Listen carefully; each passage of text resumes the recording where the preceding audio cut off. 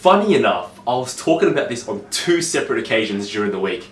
So I thought, you know what? I might as well make a video about it. So I want to talk about how social status is so important in Singapore. So I can't help but to realise how much people judge in Singapore based on the car they have, the house they own, and where they get their education from. So in Singapore, these are the few things that people really look for when they first meet you or when they know someone. Straight away when they see somebody's car, subconsciously they'll be like, they drive that sort of car, so they're this sort of person. In Singapore, everyone wants to have a good car. Most of the times, what I've seen is people like to go for Mercedes-Benz. You know, if you drive a Mercedes-Benz, you're like the best. You know, if you're driving a BMW, you're nearly there. No one gives a shit if you're driving a Toyota or a Honda. And a good car means you have good wealth, and that's what you want to show off to people. You know, people want good cars just to show off that, hey, I'm driving this Mercedes right now.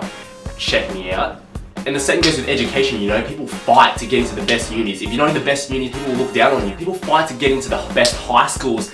Hell, people fight just to get the kids into the best primary schools. Now this may not be a huge shock to Singaporeans because this is the life they live, but to people from other countries, we don't have to fight for what primary school we go to. We just go to the primary school that's closest to our house. Parents fight their hearts out just to get you into the most reputable school. For those who don't know, in Singapore, within the primary school, within high school, and within unis, there's like rankings of which school is the best. There's this school that all the smart people go to, and then there's like the neighborhood schools where like those who aren't as bright go to. This whole thing is a competition straight from when kids are like 6 all the way till they get to uni. Their whole life is just about competing to get the best, and if you're not the best, you're nothing. That mentality that Singaporeans have that you've got to be the best, they're ashamed when they're not the best. And we shouldn't blame just the kids for this because parents and the older generations also have the part to play. Parents instill in their children that they got to be the best and they've got to go to the best schools. When kids don't measure up to that challenge or that expectation that their parents have set them, they feel ashamed, they feel like they're letting their parents down and they don't want to tell people. Nowadays, it's not just the children who are being competitive. Most of the time, it's actually their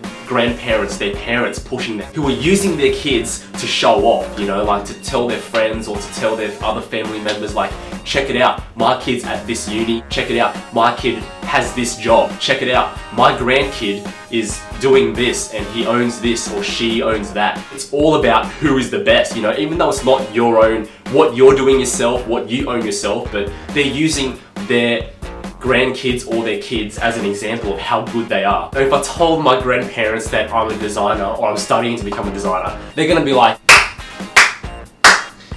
have fun living on the streets. Have fun living on the streets. They like to tell others what their grandkids or their children are doing or what jobs they have. They have to have a respectable job or else they won't mention it. If your kid is doing design like me, they won't mention it. But if your kid's like a doctor or a lawyer, you know, they're gonna be bragging about it, they're gonna be telling everyone about it. So with that culture that's instilled in Singapore, there's no such thing as relaxing. Like, you gotta work and work hard. It's just slugging it out every day just to get what you want. And you know, hey, the stats show, you know, Singapore is some of the most unhappy people in the world, the most judgmental people in the world, you know, they're miserable, they're not happy with their jobs. You know, at the end of the day, it's just all about who's richer, who's better. Singaporeans all work just to get a higher social status, you know, they work hard just to get that awesome car, that awesome house. But do they really enjoy work? Do they really enjoy staying overtime every day? I have friends back in Singapore who study way too hard, and it's almost like you don't have a life outside of studying. And the thing is, to get to the same place as anyone else would, Singaporeans would have to do a lot more and work a lot harder just to get there. Because everything is so competitive now in Singapore that you have to do that. You can't slack off, because if you slack off, then you're left behind. People judge based on what you have and what you own. And to be honest, whether Singaporeans admit it or not, we're very, very judgmental people and we judge way too much. At the end of the day, I'm not saying it's a bad thing to own a good car, to live in a good house, to have a good job and make lots of money. What I'm trying to say, or the message that I'm trying to point out, is the mentality people have when they have these things. Because I have them, I'm better than you, and I'm gonna show it off. Everyone check it out. Having these things isn't a bad thing. Like, good for you, good on you. Like, you worked hard for it, you earn yourself that car, you earn yourself that house. But it's some of the people's mentalities that they have when they have these things. Some people might say, you know, Delvin, get off it, you don't know what you're talking about. And hey, I understand that. I totally get where you're coming from. The truth is that you guys may not know what's on the other side of the fence. Some of you have lived in Singapore all your life and that's all you know. You only know one way of thinking.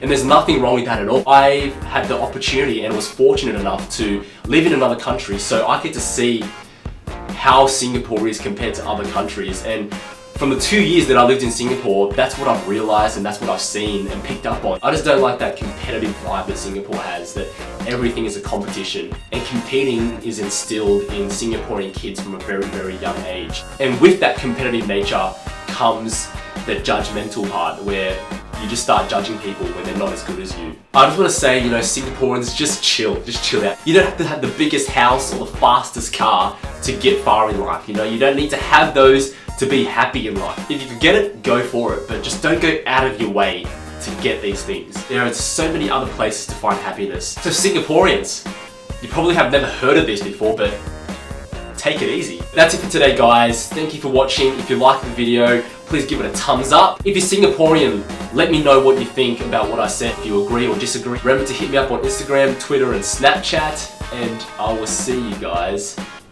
next time.